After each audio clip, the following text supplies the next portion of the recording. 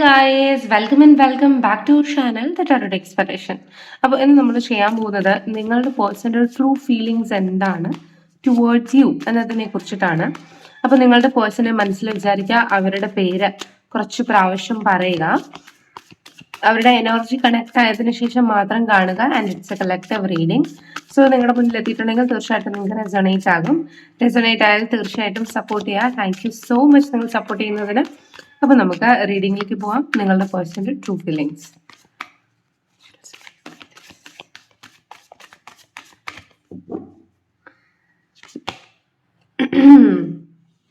Judgement ആണ് നമുക്ക് ആദ്യമായിട്ട് കിട്ടിയിട്ടുള്ളത്. 7 of pentacles, Knight of Wands, 4 of pentacles. നിങ്ങളുടെ പേഴ്സന് വാശി ഉണ്ടായിരിക്കാം ഗൈസ്, പക്ഷെ വാശി ഉണ്ടെങ്കിലും അവര് പെട്ടെന്ന് കത്തിപ്പടരുന്ന എനർജി ആണെങ്കിലും പെട്ടെന്ന് തണുക്കുന്ന ഒരു എനർജിയാണ് നിങ്ങളുടെ പേഴ്സൺ എന്ന് പറയുന്നത്. ആൻഡ് എനിക്ക് തോന്നുന്നത് ഈ ഒരു പേഴ്സന്റെ മനസ്സിൽ ഒത്തിരി മിസ്അണ്ടർസ്റ്റാൻഡിങ്സ് ഉണ്ട്. എനിക്ക് തോന്നുന്നത് ഒരു പരിധിവരെ ചിലപ്പോൾ നിങ്ങളുടെ ഇടയിൽ ഉണ്ടായിട്ടുള്ള കമ്മ്യൂണിക്കേഷൻ ഗ്യാപ്പ് ആയിരിക്കാം, അല്ലെങ്കിൽ നിങ്ങൾക്ക് രണ്ടുപേർക്കും തുറന്നു പറയാൻ പറ്റാത്ത പല കാര്യങ്ങളായിരിക്കാം, അല്ലെങ്കിൽ ഇവർ തന്നെ മനഃപൂർവ്വം ചിന്തിച്ചുണ്ടാക്കുന്ന പല കാര്യങ്ങളായിരിക്കാം, ഇല്ലെങ്കിൽ എക്സ്റ്റേണൽ ആയിട്ടുള്ള പല നമുക്ക് തേർഡ് പാർട്ടി ഇൻഫ്ലുവൻസ് കാണിക്കുന്നത് കൊണ്ട് തന്നെ എക്സ്റ്റേണൽ ആയിട്ടുള്ള പല ഇൻഫ്ലുവൻസുകളും ഉണ്ടായിരിക്കാം ഈ ഒരു പേഴ്സന്റെ ഭാഗത്ത്. അപ്പൊ ആ ഒരു എക്സ്പോഷറിലൂടെയൊക്കെ ഇവർ കടന്നു പോകുമ്പോൾ ഇവർക്ക് പലതും ഡൗട്ടാണ്, അല്ലെങ്കിൽ പലതിനെയും ഇവർ പലപ്പോഴും ഡൗട്ട്ഫുൾ ആയിട്ടാണ് കാണുന്നത്.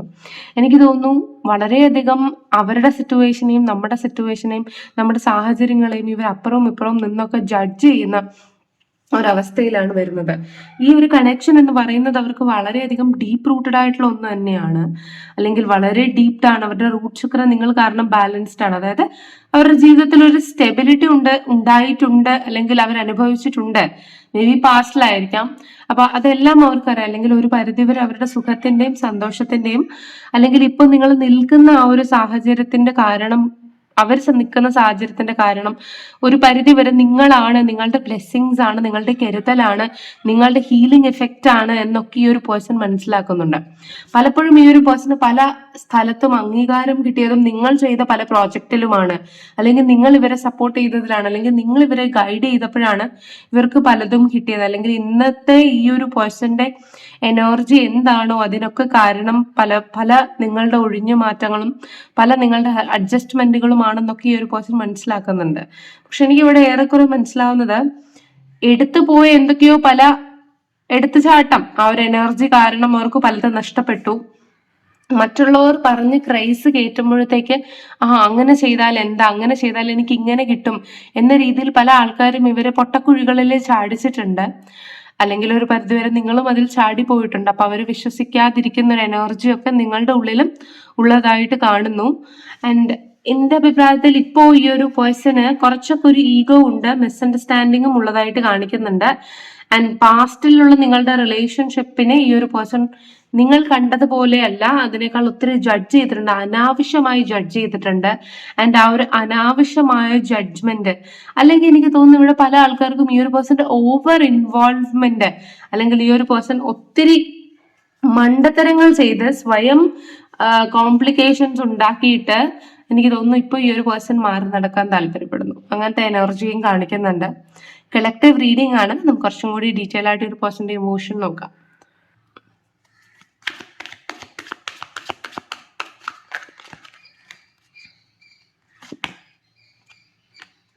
Isolation, past life, participation. Okay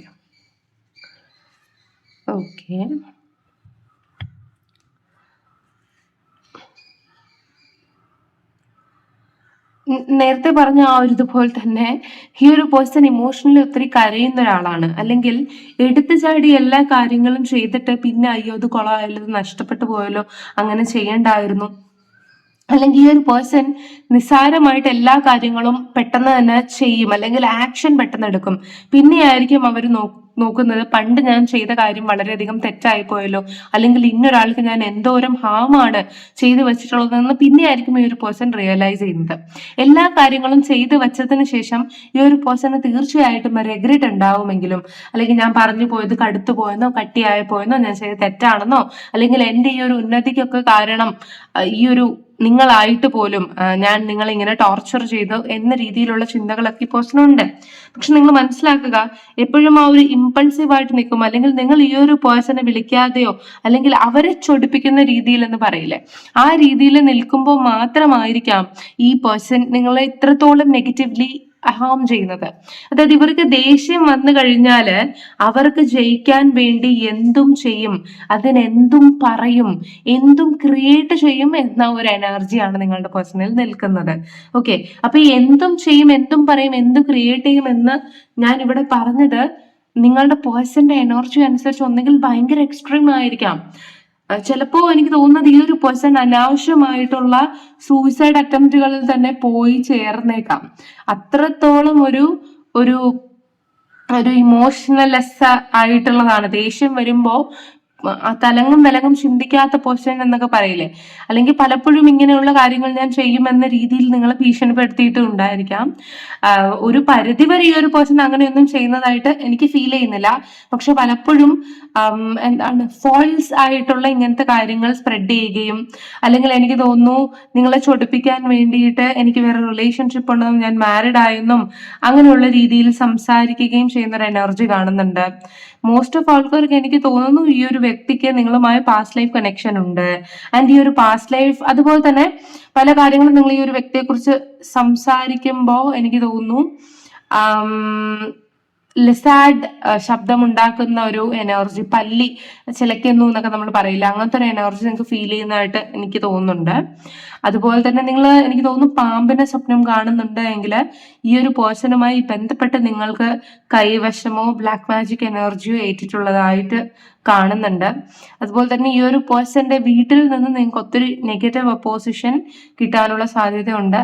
എനിക്ക് കുറച്ച് ഗ്രാൻഡ് മദർ പോലുള്ള ടൈപ്പ് ഓഫ് എനർജി, അല്ലെങ്കിൽ kind of A which energy നിങ്ങളെ ബുദ്ധിമുട്ടിക്കുന്നതായിട്ട്, അല്ലെങ്കിൽ നിങ്ങളുടെ പേഴ്സണെ ബുദ്ധിമുട്ടിക്കുന്നതായിട്ട്, ഇല്ലെങ്കിൽ അങ്ങനെ ഒരു വ്യക്തി പലപ്പോഴും നിങ്ങളുടെ റിലേഷൻഷിപ്പിനെ നെഗറ്റീവ് പാത്തിലേക്ക് ട്രിഗർ ചെയ്യാൻ ശ്രമിക്കുന്നതായിട്ടും എനിക്ക് ഫീൽ ചെയ്യുന്നുണ്ട്.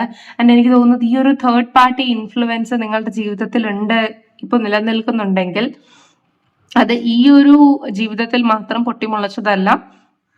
എനിക്ക് തോന്നുന്നു ആ പേഴ്സൺ പാസ്റ്റ് ലൈഫിലും നിങ്ങളുടെ റിലേഷൻഷിപ്പിനെ നശിപ്പിക്കാനും സ്പ്ലിറ്റ് ചെയ്യാനും ശ്രമിച്ചിട്ടുണ്ട് എന്ന ഒരു എനർജിയാണ് കിട്ടുന്നത്. പലപ്പോഴും നിങ്ങളുടെ റിലേഷൻഷിപ്പിൽ നിങ്ങൾ സ്റ്റക്കായി, അതായത് വളരെയധികം നമുക്ക് അനുകൂലമാണ് എന്നൊരു രീതിയിലായിരിക്കാം ഈ ഒരു പേഴ്സൺ നമ്മുടെ റിലേഷൻഷിപ്പിലേക്ക് എൻ്റർ ചെയ്യുന്നത്. പക്ഷെ എൻ്റർ ചെയ്തതിനു ശേഷമായിരിക്കാം നമ്മുടെ വ്യക്തിക്ക് വളരെയധികം മാറ്റം വരുന്നത്, നമ്മുടെ വ്യക്തി ചിന്തിച്ചു കൊണ്ടിരിക്കുന്ന ആ ഒരു പേഴ്സ്പെക്റ്റീവ് വളരെയധികം ചേഞ്ച് ആകുന്നത്. അതുപോലെ തന്നെ നമ്മുടെ പേഴ്സണെ ഈ ഒരു തേർഡ് പാർട്ടി എൻട്രൻസോട് കൂടിയാണ് ഇതൊരു നെഗറ്റിവിറ്റിയിലേക്ക് പോകുന്നത്. അങ്ങനത്തെ ഒരു എനർജിയിലാണ് എനിക്കിത് കാണുന്നത്. ആൻഡ് ഗൈസ്, പലപ്പോഴും തേർഡ് പാർട്ടി സിറ്റുവേഷൻ ഉള്ളത് കൊണ്ട് തന്നെ ഇവരുടെ മനസ്സിലുള്ള ട്രൂ ഫീലിങ്സ് പലപ്പോഴും ഇവര് അതല്ല എന്ന രീതിയിൽ നിങ്ങളുടെ മുന്നിൽ പ്രിറ്റൻഡ് ചെയ്യാനും കാണിക്കാൻ ശ്രമിച്ചിട്ടുണ്ട്. അല്ലെങ്കിൽ എനിക്ക് നിന്നോട് യാതൊരു ഇമോഷനും ഇല്ല. എനിക്ക് തോന്നുന്നു പലപ്പോഴും നിങ്ങൾ മാരിഡ് ആണോ എന്ന് പോലും അറിയില്ല. മേ ബി നിങ്ങളുടെ ഇൻലോസ് കാരണം ഡിറ്റാച്ച് ആയ റിലേഷൻഷിപ്പ് ആണോ നിങ്ങളുടേതെന്ന് എനിക്കറിയില്ല. പക്ഷെ എനിക്ക് അങ്ങനെ ഫീൽ ചെയ്യുന്നുണ്ട്.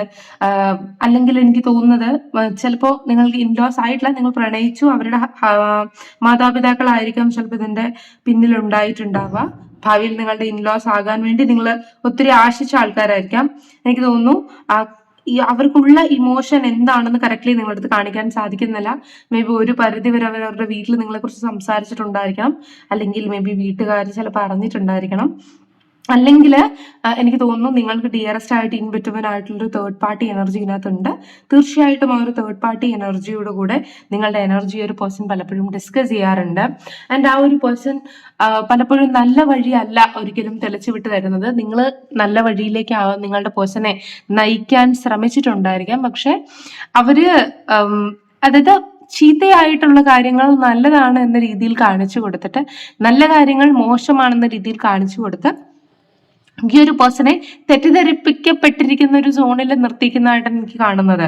പക്ഷെ ഈ ഒരു പേഴ്സൺ ഒത്തിരി നാൾ നിങ്ങളുടെ അടുത്തൊന്നും പല കാര്യങ്ങളും മറക്കാൻ ശ്രമിക്കുന്നില്ല. ആൻഡ് ഈ ഒരു തേർഡ് പാർട്ടിക്ക് ഈ ഒരു നിങ്ങളുടെ പേഴ്സണുമായിട്ട് അറിയുന്ന ഒത്തിരി കാര്യങ്ങൾ ഉള്ളത് കൊണ്ട് തന്നെ പലപ്പോഴും ഈ ഒരു തേർഡ് പാർട്ടികളിൽ നിന്ന് ഡിറ്റാച്ച് ചെയ്തിട്ടോ അല്ലെങ്കിൽ തേർഡ് പാർട്ടിയെ ധിക്കരിച്ച് നിങ്ങളുടെ അടുത്തേക്ക് വരാൻ സാധിക്കുന്നില്ല. കാരണം ഇതിനകത്ത് ഈ ഒരു പേഴ്സന്റെ ഡീപ് ട്രൂ ഫീലിങ്സിൽ എനിക്ക് മനസ്സിലാവുന്നത് നിങ്ങളോട് ഒത്തിരി കാര്യങ്ങൾ ഈ പേഴ്സൺ മറച്ചു വെച്ചിട്ടുണ്ട്.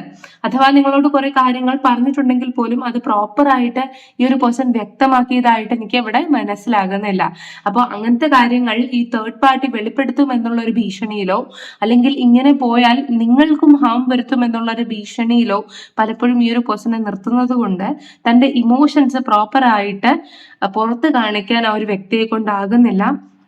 താൻ നിൽക്കുന്ന ഈ ഒരു സ്ഥാനത്ത് നിന്നാൽ നിങ്ങൾ സേഫ് സോണിലായിരിക്കും എന്നൊരു രീതിയിലാണ് എനിക്ക് മനസ്സിലാവുന്നത്.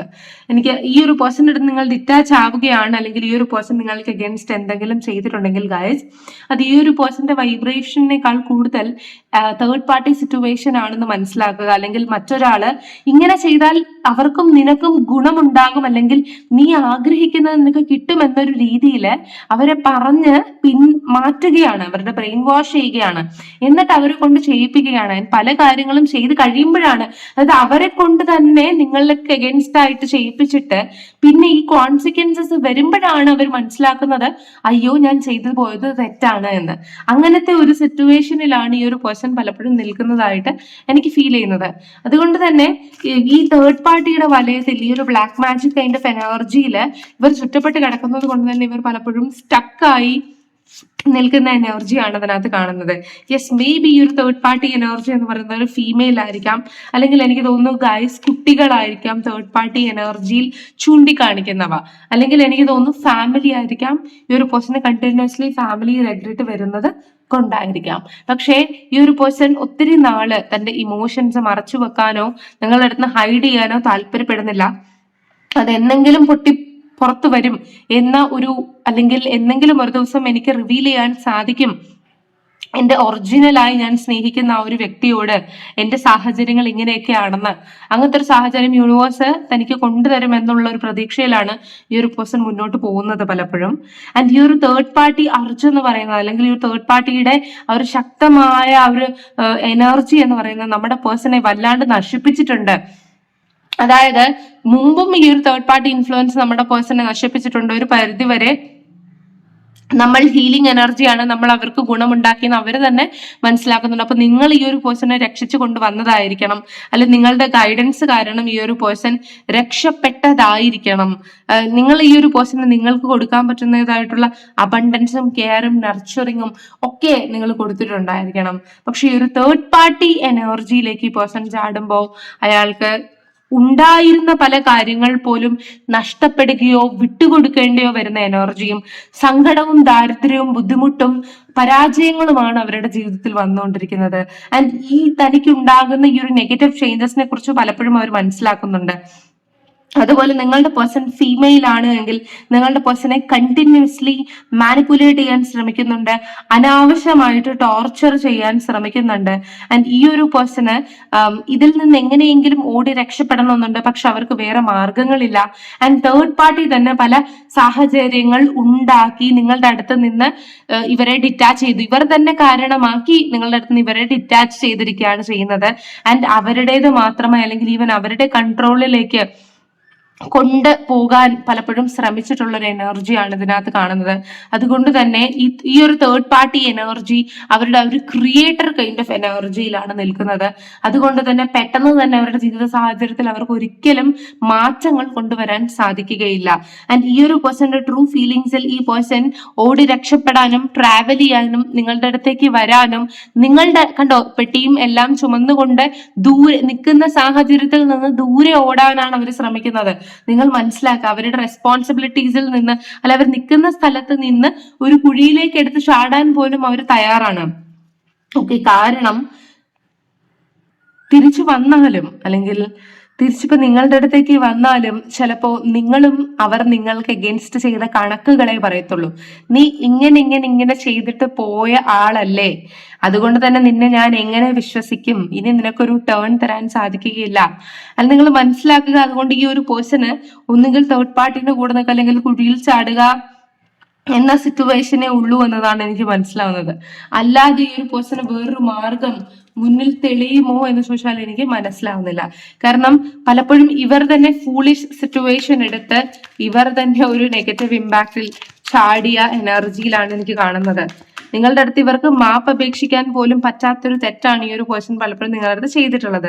ആൻഡ് എനിക്ക് തോന്നുന്നു പലപ്പോഴും ഇങ്ങനെ ഒരു നെഗറ്റീവ് സാഹചര്യത്തിൽ നിൽക്കുമ്പോൾ പോലും ഈ ഒരു പേഴ്സൺ നിങ്ങൾ തമ്മിൽ ഉണ്ടായിരുന്ന ഒരു കെമിസ്ട്രി ബ്ലെൻഡ്, നിങ്ങളുടെ അടുത്തുള്ള ഒരു ഫിസിക്കൽ റിലേഷൻഷിപ്പ്, അതുപോലെ തന്നെ നിങ്ങൾക്ക് തന്നിട്ടുള്ള വാഗ്ദാനങ്ങളെ കുറിച്ചും മെമ്മറീസിനെ കുറിച്ചും ഈ ഒരു പേഴ്സൺ ഓർക്കുന്നുണ്ട്. ആൻഡ് പലപ്പോഴും ഇതൊരു മെമ്മറീസ് മാത്രമായി തീരുമോ എന്ന രീതിയിൽ ഈ പേഴ്സൺ ചിന്തിക്കുന്നുണ്ട്. ഗൈസ്, ഇപ്പൊ ഇത് എനിക്ക് തോന്നുന്നു ഇപ്പൊ ഇത് റീസെന്റ് ആയിട്ടുള്ള ക്രഷ് എനർജിയാണ് നിങ്ങളത് വ്യൂ ചെയ്യുന്നതെങ്കിൽ നിങ്ങളുടെ റിലേഷൻഷിപ്പ് എനിക്ക് തോന്നുന്നു ഇപ്പൊ തേർഡ് പാർട്ടി ഇൻഫ്ലുവൻസിലാണെങ്കിൽ അത് ഡെവലപ്പ് ആവാനുള്ള സാധ്യതയുണ്ട്. ഓൾറെഡി നിങ്ങളുടെ റിലേഷൻഷിപ്പ് ഒരു തേർഡ് പാർട്ടി ഇൻഫ്ലുവൻസിലാണ് നിൽക്കുന്നതെങ്കിൽ ഗൈസ് ഫ്യൂച്ചറിൽ ഈ ഒരു റിലേഷൻഷിപ്പ് ഡെവലപ്പ് ആവാനുള്ള സാധ്യതയുണ്ട്. പക്ഷെ ഗൈസ്, നിങ്ങൾ മാരിഡ് ആണ്, ഓൾറെഡി നിങ്ങളുടെ റിലേഷൻഷിപ്പ് സെറ്റപ്പ് ഉണ്ടായി എന്നിട്ടാണ് നിങ്ങൾ ഈ ഒരു വീഡിയോ കാണുന്ന എന്റെ അഭിപ്രായത്തിൽ നിങ്ങളുടെ റീയൂണിയൻ ഡിഫിക്കൽട്ട് ആണ്. Okay, because third party energy ശക്തിയുണ്ട്, അതുപോലെ തന്നെ ഡിറ്റാച്ച് ആവാൻ സമ്മതിക്കുന്നില്ല. ബട്ട് ക്രഷ് എനർജിയിൽ എനിക്ക് തോന്നുന്നത് മോർ ഓവർ ഒരു മൂവിങ് എനർജി ആയിട്ടാണ് തോന്നുന്നത്. So it will change. And ഇതൊരു ലവർ എനർജി ആണെങ്കിലും എനിക്ക് തോന്നുന്നു ഇത് ഫാമിലി ഇൻവോൾവ് ആയിട്ടില്ലെങ്കിൽ ഇതിന് ഗ്രോത്ത് ഉണ്ട്. കാരണം ഈ ഒരു പേഴ്സന്റെ ഉള്ളിൽ ഇനിയും നിങ്ങൾക്ക് വേണ്ടിയിട്ട് പാഷൻ ഉള്ളതായിട്ട് കാണുന്നുണ്ട്, അല്ലെങ്കിൽ ഇനിയും ഈ ഒരു പേഴ്സൺ നിങ്ങൾക്ക് വേണ്ടി സ്റ്റെപ്പ് എടുക്കാനുള്ള സാധ്യതയുണ്ട്. നിങ്ങളുടെ ഹൃദയം തുറക്കാൻ ഈ ഒരു പേഴ്സണ് തിരിച്ചു വരാനൊരു അവസരം കൊടുക്കണം. എനിക്ക് തോന്നുന്നു പലതവണ ഈ ഒരു പേഴ്സൺ തിരിച്ചു വരാൻ വേണ്ടി ആഗ്രഹിച്ചിട്ടുണ്ട്, അതിനു വേണ്ടിയുള്ള തയ്യാറെടുപ്പുകൾ ചെയ്തിട്ടുണ്ട്. പക്ഷെ അത് നിങ്ങൾ കൊടുത്തിരുന്നില്ല എന്നതാണ്.